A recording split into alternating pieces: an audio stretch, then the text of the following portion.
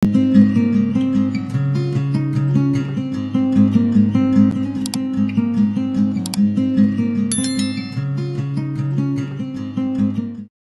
po, dito po kami sa may terrace. Ayan po ang baba oh. Ayan, ang ganda rito brother and sister. Masarap magbakasyon. Paanan sila ng bundok, Mount Diwalwal. Ayan po. Ayan. Dito po kami sa taas ngayon. Ayan. Ayan po. Ito yung kwarto namin. Pakita ko sa inyo brother and sister. Para kami nasa hotel. Ayan po. Wow. Ayan po. Ang ganda ng dito kami. Share na lang kami ni Vice sa malaki niyang kwarto. Ayan, may TV na rin oh.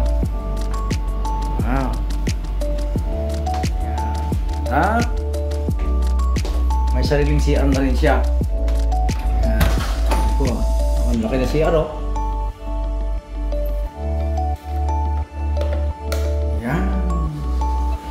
Ayan po. Yan ang magandang bahay ni Vice Chairman.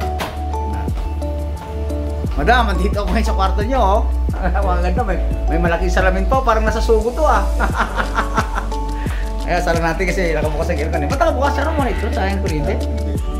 Ito sa mga anak nila oh. Kasi pag magbakasyon sila rito kasama yung mga anak, may sarili silang ano, double pick yung kama, kasya-kasya naman sila. Aircon din oh. Wow.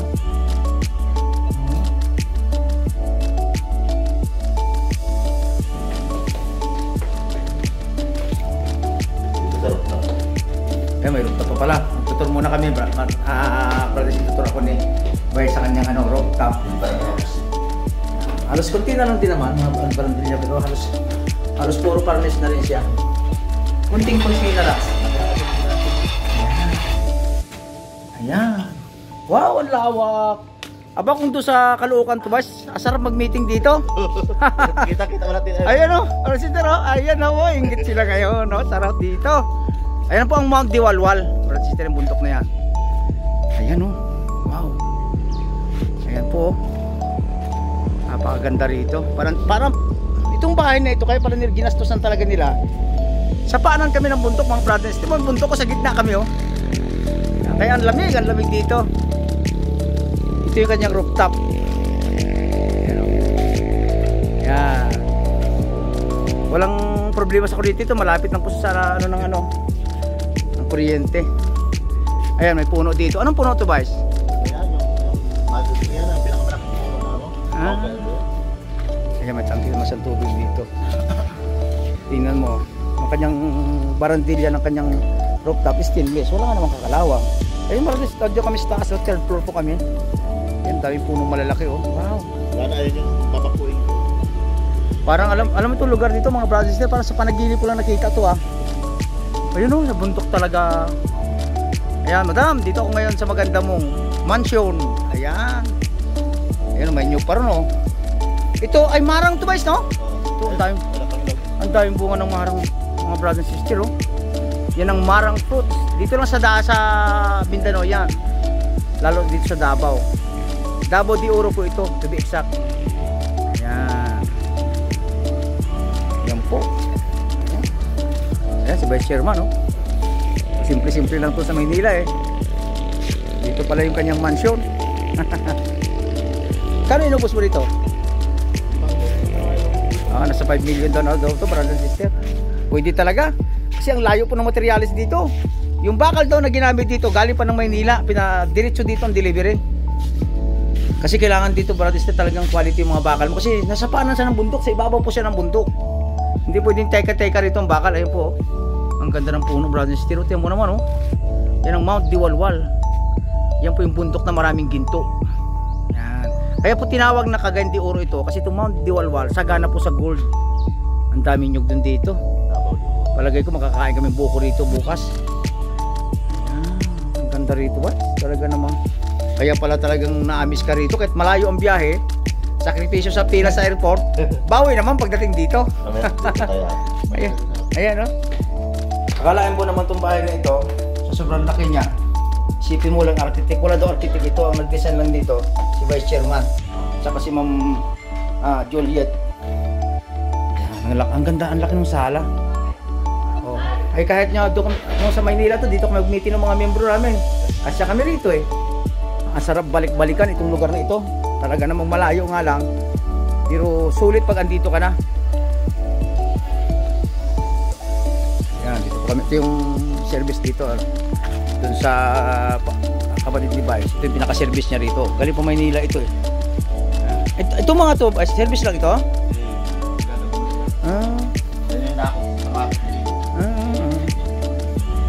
Kaway. Saka nagbablog tayo. Ang ganda rito, Francis. Marang! Yan, ikot-ikot muna kami ni Vice. Sigurado ang tulog nito, mamayin kami na. Ayan. Alam nyo kung dito para ba siya, no? Itong kalsada na ito, pag diniretso to?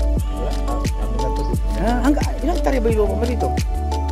Ano, 8. Ito, 8 tarya to? Malaki ang ganda dito baba pa. Wow! Pag pumunta tayo doon, malagod ka pagbalik. Ano ito, namana mo sa magulang o binili mo? Binili ka namin ito. Ito yung binili namin. Oo. Ito, brother and sister mo na, brother and sister. Si Vice Chairman dito. Yan siya, wala kami. Bali 8 hektarya, ang lawak po noon, 8 hektarya. Kaya napundar niya pala ito. Rubber. Ito? Ay, oo nga, no? Marami yan, malalim yan. Ayan po yung rubber, brother and sister. Yan. Yan bukas ang mission namin. Kikiluhin yan bukas, hahakutin na nung mamamakyaw. Ayan, rubber. Ayan rubber, ano po ayan po yung ginagawang mga gumat, gulong, lalo po gulong. Ito yung puno ng lakatan to, Vice, no? Ano na? Pinapapatay ko natin. May sakit. Ganun ba? May sakit, hindi pwede. Bakit? Pero hindi ba sa mga pag may sakit ba? Hindi mo. Ito anong puno to, Vice? Ano yan? Ano yung rubber yan? Ito yung rubber. Ay, ito nga pala ang brother sister, karagdagang kaalaman. Ito yung puno ng rubber. Yan, hindi pa pwedeng kunan ng ano yun, ng dagta, no? Kinukuha na siya. Ang ganyan kaliit pala pwede na. Ay oo, may panahod na nga. Ay, dito kami. Tinuro ako muna ni Vice dito sa kanya ano. May pigiri din sila dito. Ang business ka pala nila dito, doon bakasyonan po nila yan. May negosyo rin sila. Kaya walang kalugi-lugi dito. Double purpose, nakabakasyon na sila, nagdi-negosyo pa sila. Mayroon silang pigiri dito, yung brothers dito. Yan. Panganak ko na ito kaya nagkakakulungan. Ay oo. Ayan o, ang daming mga inay brother sister o. Ayan inay, mga anak na siya o. Ang lalaki. Ayan, mga buntis siya. Ito yung isa sa mga business nila dito at travel. Kaya nagbabakasyon, na-relax na sila rito, kumikita pa. Saan ka pa? Ang laking inahin. Ayan po brother sister o. Uy, ang dami. Ilan tong inahin nyo na ba, Vice? 5 yata yan. Ito yung nanganak ko. Ito. Nasa buntis naman. Tapos maganda itong figure nila, brother. Sa panan ng bundok, kaya yung diretso. Fertilizer pa doon sa mga saging yung dumi ng baboy. Ang dami. Anak na ng baboy mo to? Ang dami, brother and sister. Ang daming anak ko. Bali, isang lang to, isang nanay lang nito. Napakadami, brother and sister. Litsunin na. Madam, andito ko ngayon sa piggery mo. Ang hirap-hirap natin mag-order ng mahal-mahal pag nag-order ka ng lechon kung may okasyon tayo sa atin mag-meeting. Dito parang dami mong baboy. Ay pag malapit na siguro to, baka hindi na pwede si madam eh. Sasabihin na, kung kayo isang baboy doon. So, inahin ulit to. Ang lalakang tatgan. Ano na? Ang daming baboy, malaki para itong piggery niya rito. Ang dami. Kaya maganda rito pala, karagdagang kalaman brother sister, magandang baboy dito. Kasi malamig. Ang gusto ng baboy yung malamig. Ayan po, inahin ulit po. Ang kaganda. Ang tataba. Sulit na sulit talaga yung nga lang, siyempre, ang pagpipigiri, kapag unpredictable yung mga sakit, ay pag tinamaan talaga nasa hindi mo naagapan, ay talagang pwedeng malugi ka. Ang lalaki. Wala kang bulugan. Wala kang yung brako. Ano lang, pero magdadawa na ng brako. Marang. Ito, rubber mo na yan. Ito kaya lang, sakop yan sa lote, kaya lang nataniman na kasi ng iba. Ang dahil buko bar. Ba kung mayroon, kung dito ako gawin ko sanggutan yung brother and sister, tuba. Ayan oh. Marami yan doon sa baba. Yan. Ganda. Ganda nitong nabili mo talaga nito. Itong pagbili mo dito ba siya i-select the best. Narito. Tangki ng ano yan? Tubig. Tubig. Sagana rin sila sa tubig dito. Hindi ang tubig yan. Kasi galing to sa bundok mga brothers. Bukal talaga sa bundok kaya napakalamig. 70,000 yata ginastos niya.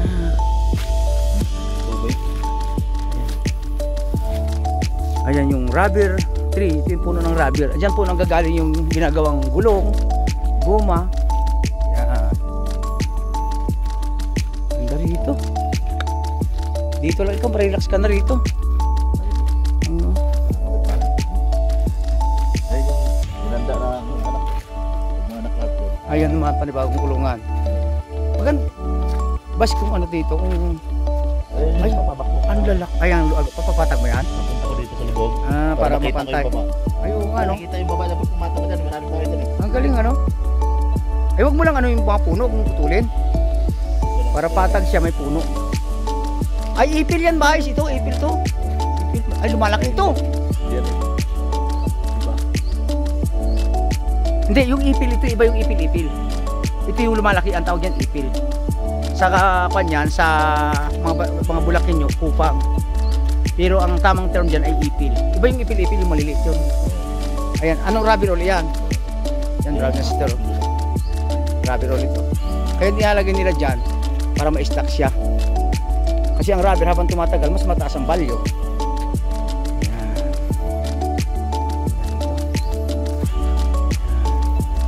Ang lalaki ng punong marang dito.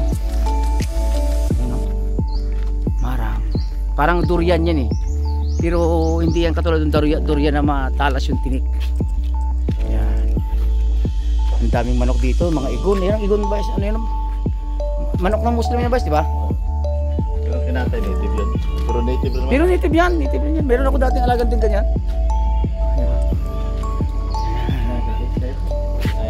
Ano, ba't di ginagamit to? Mami. Takot. Takot. Di mo ginagamit yung ano, no? Wala, pandandaro lang ako. Ganda ng tubig oh. Pandandaro lang ako na lang. Wow, okay, sa una. Lamig. Lamig. Ayan po. Kabuuan ng bahay ni Vice Chairman. Alin saging. Ang ako nagwasa. Saging sa kuwan. Pero na-inscribe ako na. Ayun, parang makuha. Doon pa man siya nag-ingon. Ang pandandaro na kanabutan doon. Oo. Kadali.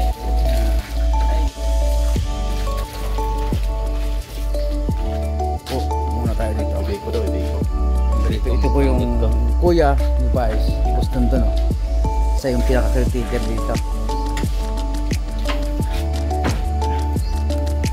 Babay muna po at lagi nagpapaalala sa Mr. Kalikasan. Pangalagaan po natin, mahalin natin ang inang kalikasan. At siyempre po, magtanim tayo ng puno. Babay na po. God bless.